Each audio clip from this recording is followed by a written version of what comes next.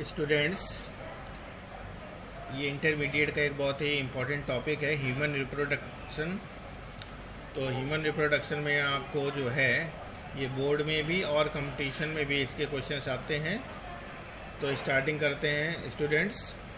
Sexual reproduction occurs in human.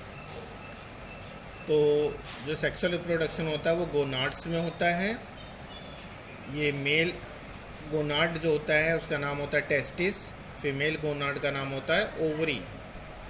तो इस gonad के अंदर क्या होता है कि मियोसिस टाइप का सेल डिवीजन होता है जिसमें गैमेट का फॉर्मेशन होता है।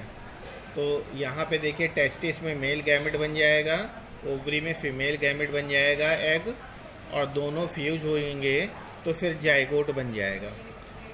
मियोसिस सेल डिवीजन में होता है क्या है कि नंबर ऑफ क्रोमोसोम्स हाफ हो जाते हैं। तो जैसा कि आपको मालूम है कि 46 क्रोमोसोम्स होते हैं in each cell of human being. तो यहाँ 23 हो जाएंगे और फिर जब फ्यूज होंगे तो फिर से 46 हो जाएंगे। तो ये इसका एक इम्पोर्टेंस है। और इसके बाद में जाइगोट डेवलप करके एम्ब्रियो बनाएगा, फीटस बनाएगा, और फिर उसके बाद में न्यूली बॉर्न बेबी का फॉर्मेशन हो जाएगा। तो आइए स्टूडेंट्स अब देखते हैं मेल रिप्रोडक्टिव सिस्टम में क्या है। तो male reproductive system present in pelvic region में होता है, जो हमारे कमर वाला पार्ट होता है, that is called pelvic region. इसमें वेरियस ग्लैंड्स होती हैं और सपोर्टिव ऑर्गन्स होते हैं बच्चों। तो अब पहला ऑर्गन्स देखते हैं, स्क्रोटल और सेक और स्क्रोटम, जिसको हिंदी में हम लोग वृषण बोलते हैं। तो इसका क्या इंपॉर्टेंस है वो देखते हैं। ये आउटसाइड द एब्डोमिनल कैविटी होता है, act as thermo regulators, temperature maintain करने का काम करता है, और इसका टेम्परेचर हमारी बॉडी के टेम्परेचर से 2-3 डिग्री सेल्सियस लोअर होता है, क्योंकि ये स्पर्म के फॉर्मेशन के लिए इम्पॉर्टेंट है। नेक्स्ट क्या होता है, इंग्विनल कैनाल्स। ये कैनाल्स होती है, एक रास्ता होता है जहाँ से टेस्टिस बाहर निकलते हैं, एब्डोमिनल कैविटी के बाहर निकलते हैं। तो अब देखिए टेस्टिस आते हैं, दूसरा इंपॉर्टेंट ऑर्गन है testis.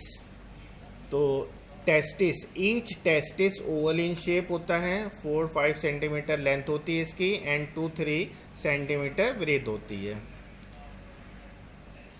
Develop in abdominal cavity में होता है एम्ब्रियो के स्टेज में, लेकिन 7th मंथ में ये डिसेंड हो जाता है, बाहर निकलता है उसी इंग्विनल कैनाल से बाहर निकल करके स्क्रोटल सेक में आ जाता है। अब इसमें 3 इंपॉर्टेंट मसल्स होती हैं जो पूछी जा सकती हैं, इनका लोकेशन कहाँ पे है। तो गुबरनेकुलम कॉर्ड, क्रीमास्टर मसल्स एंड डोर्टास मसल्स, ये तीनों मसल्स जो होती हैं वो टेस्टिस को एक प्रॉपर पोजीशन में सेट करती हैं।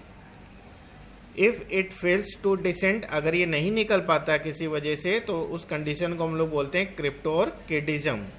ऐसी स्थिति में जो होता है वो मेल स्टेराइल हो जाता है।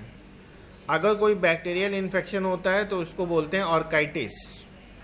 तो बच्चों ये टेस्टिस के बारे में इंपॉर्टेंट इंफॉर्मेशन। अब देखिए क्या है, टेस्टिस है 250 lobes, and in each lobes 1 to 3 seminiferous tubules are present.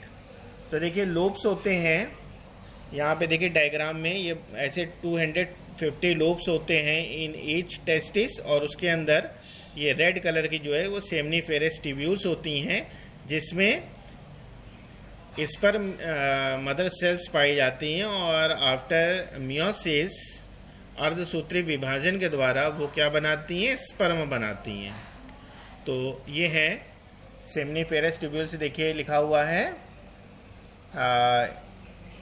Produce sperm by meiosis cell division.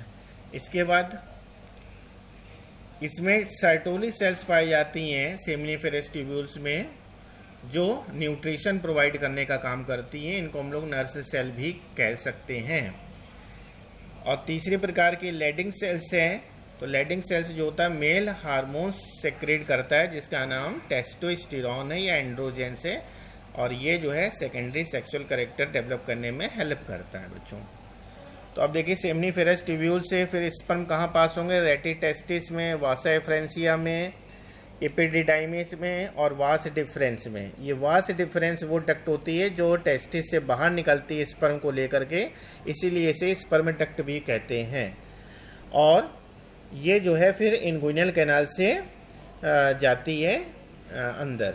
तो बच्चों अब नेक्स्ट वीडियो में इसके आगे मैं आपको बताऊंगा